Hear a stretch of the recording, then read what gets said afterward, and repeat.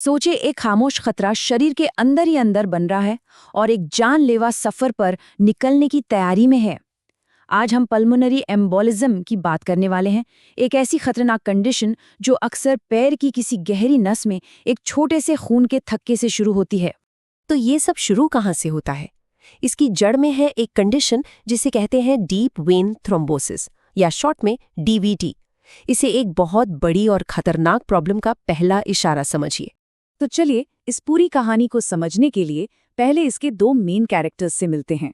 एक है थ्रोम्बस और दूसरा है एम्बुलस। समझिए, थ्रोम्बस वो खून का थक्का है जो एक जगह पर चुपचाप बैठा है, नस की दीवार से चिपका हुआ।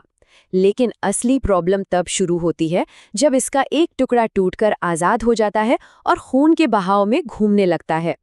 इसी घूमने वाले टुकड़े को एम्बुलस कहते हैं, एक खतरनाक आवारा मुसाफिर। और यही पल्मोनरी एम्बोलिज्म की वजह बनता है। और ये खतरनाक सफ़र शुरू कहाँ से होता है? ज़्यादातर मामलों में, मतलब 90% से भी ज़्यादा, इसकी शुरुआत पैरों की गहरी नसों में होती है।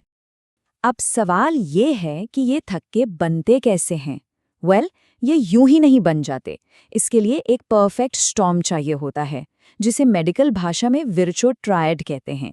मतलब 3 चीज़ों का एक साथ होना: नस के अंदरूनी परत में कोई चोट, खून का बहाव धीमा पड़ जाना और खून का ज़रूरत से ज़्यादा आसानी से जमना।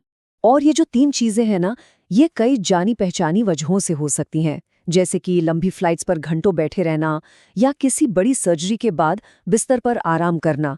यहाँ तक कि प्रेगनेंसी भी डीवीटी का खतरा बढ़ा सकती है। और फिर वो पल आता है जब खेल बदल जाता है। थक्के का एक टुकड़ा अपनी जगह से टूटता है और शुरू होता है उसका खतरनाक सफर। ये सीधा उस हाईवे पर आ जाता है, मतलब खून की उस धारा में जो बिना ऑक्सीजन वाला खून वापस दिल की तरफ ले जा रही है। तो पैर से निकलकर ये शरीर की सबसे बड़ी नस, जिसे वेना कावा कहते हैं, उसके जरिए ऊपर चढ़ता है और इसका सीधा स्टॉप होता है दिल का दाहिना हिस्सा। पहले ये राइट एट्रियम में पहुंचता है और फिर वहां से राइट वेंट्रिकल में। यहाँ से दिल का राइट वेंट्रिकल एक जोरदार पंप करता है और उस थक्के को उसकी यात्रा के आखिरी और सबसे खतरनाक हिस्से की ओर धकेल देता है। अब इसकी मंजिल है फेफड़े, लेकिन एक प्रॉब्लम है। जो मेन आर्टरी खून को फेफड़ों तक ले जाती है, वो आगे जाकर छोटी और पतली होती जाती है और यहीं पर आकर सारा खेल बिगड़ जाता है। बिल्कुल, यही है असली प्रॉब्लम। वो आवारा थक्का, वो एम्बुलस, फेफड़ों की किसी पतली नस में जाके फंस जाता है, एक रोड ब्लॉक की तरह। और बस खून का बहाव अचानक रुक जाता है। इसी जानलेवा रुकावट को पल्मोनरी एम्बोलिज्म कहते हैं। अब जैसे ही ये ब्लॉकेज होता है, हमारा शरीर तुरंत खतरे का अलार्म बजाना शुरू कर देता है। और ये अलार्म बजता है कुछ खास लक्षणों के रूप में। मेडिकल की भाषा में इसके 3 क्लासिक लक्षण माने जाते हैं: सांस लेने में दिक्कत होना, सीने में तेज दर्द होना जो सांस लेने पर और बढ़े, और खांसी में खून आना। पर इन तीनों में से एक लक्षण ऐसा है जो बाकियों से कहीं ज्यादा देखने को मिलता है।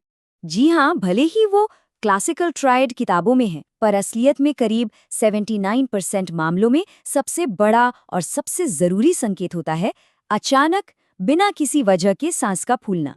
इसके अलावा तेजी से सांस लेना और अचानक से घबराहट होना भी बड़े रेड फ्लैग्स हैं।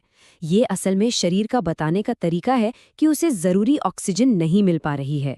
तो ठीक है, लक्षण तो पता चल गए, पर जब कोई मरीज इन लक्षणों के साथ आता है तो डॉक्टर्स इस छुपे हुए मुजरिम को पकड़ते कैसे हैं? चलिए देखते हैं कि इसकी जांच पड़ताल कैसे होती है। देखिए, इसकी जांच एक के बाद एक स्टेप्स में होती है। शुरुआत होती है एक सिंपल ब्लड टेस्ट से, जिसे डी डाइमर कहते हैं। ये पीई को रूल आउट करने में मदद करता है। लेकिन कंफर्म करने के लिए जो सबसे कॉमन और सबसे अच्छा टेस्ट है, वो है सीटी पल्मोनरी एंजियोग्राफी। ये एक तरह का स्कैन है जो फेफड़ों की आर्टरीज की एकदम साफ तस्वीर दे देता है। तो अब आते हैं सबसे जरूरी सवाल पर, क्या इस खतरनाक सफर को शुरू होने से पहले ही रोका जा सकता है? खासकर उन मरीजों के लिए जिन्हें सर्जरी के बाद ज्यादा खतरा होता है, रोकथाम ही सबसे अच्छा इलाज है। एक तरीका तो ये है कि मरीज को जल्द से जल्द चलाया फिराया जाए, ये बहुत ज़रूरी है।